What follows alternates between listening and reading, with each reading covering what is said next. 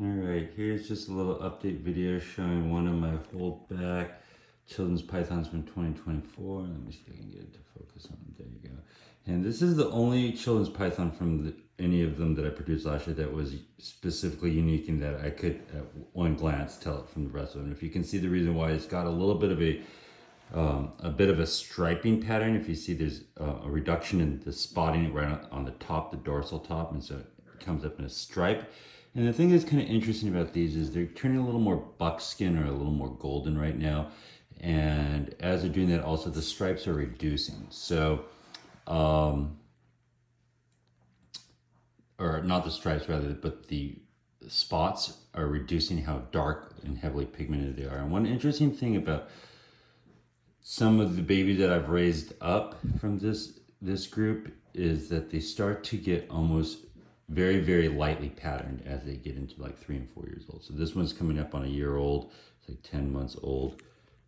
Sorry, it's very hard to keep it all in focus. But, and as you can see, this one is starting to lose its spots, as well as it has that bit of a stripe down the center. So it's the only one that I could, it's very, see how that stripe is pretty obvious up at the neck. It was more obvious when these spots were very dark and the base color was much lighter, but still there. And genetically, basically, I guess what should I say is my original stock was 2.2 that were all related, more closely related. And the two that I held back last year were both females that were outcrossed with a different, the male is related to the male that the father of this one is part of the 2.2 from my original group.